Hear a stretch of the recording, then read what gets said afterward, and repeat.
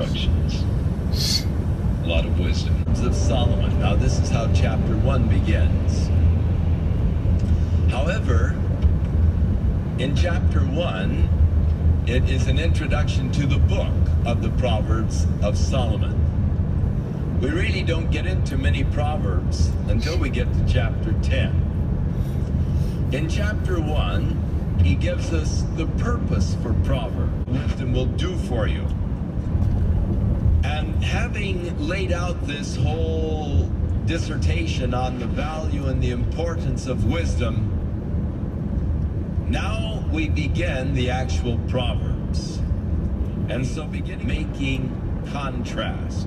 And so you want to look for the contrast. For instance, the very first one, a wise son makes a glad father. How true that is. That saint of the Lord here in the church who really was destroyed by her foolish son. She died recently, and I believe that her death is directly attributable to the heaviness that her son brought upon her heart.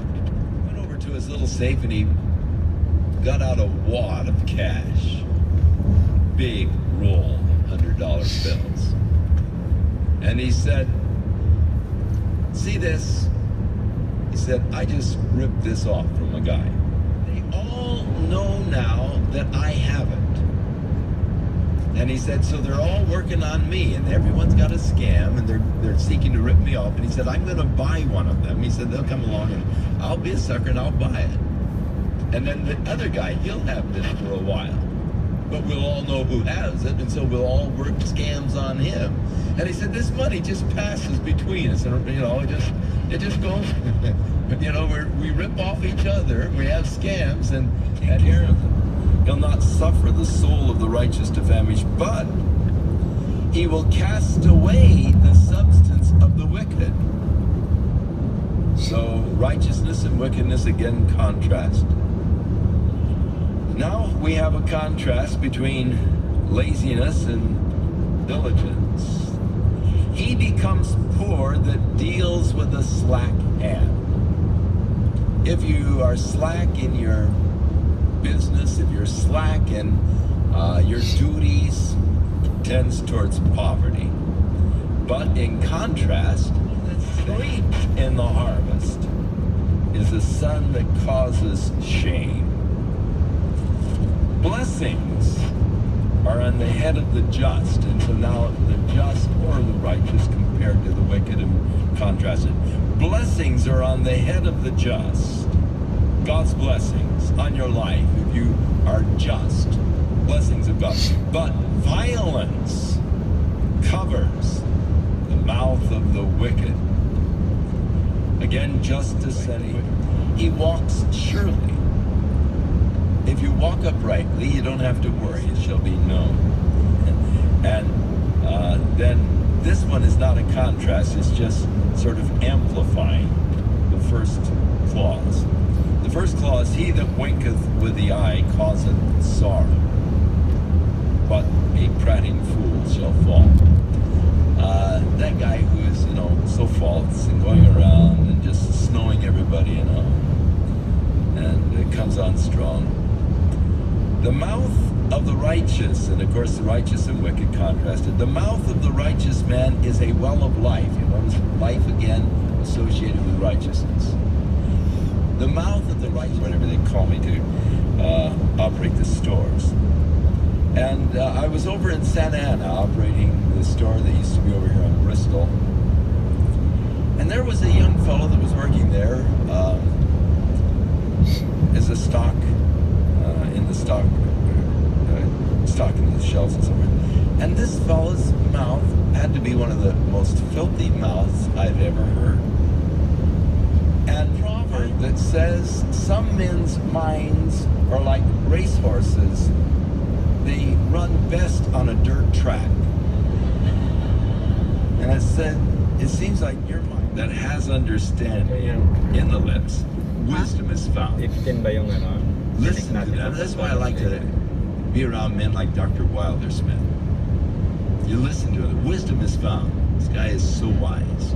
Yeah, And in the lips of understanding, wisdom is found. But the rod is for the back of him that is void of understanding. They end up being beaten. Again, contrasting wise men and foolish. Wise men lay up knowledge, but the mouth of the foolish is near destruction. That is, the wise men preserve knowledge. The foolish destroy, near destruction. Itong person, no? Rich men and poor men. The rich man's wealth is his strong city. By his wealth, he fortifies himself. But the destruction of the poor is their poverty. They are destroyed because of their poverty. They can't afford to defend themselves. The righteous man and the wicked again. And the labor of the righteous tendeth to life. Again, life and righteousness associated, properly so. Because the way of righteousness is the way of life.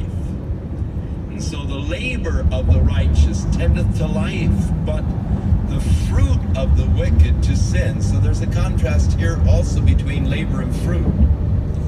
The effects of sin or wickedness, the sin, fruit of wicked to sin.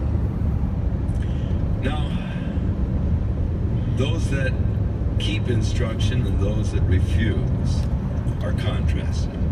He is in the way of life that keeps instruction. If you listen and you follow instruction, you're in the path of life.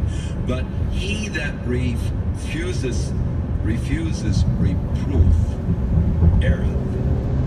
It's a mistake not to listen to reproof. Now, this one is just is sort of building on itself. No contrast here, but sort of building. He that hides hatred with lying lips. And this is often done.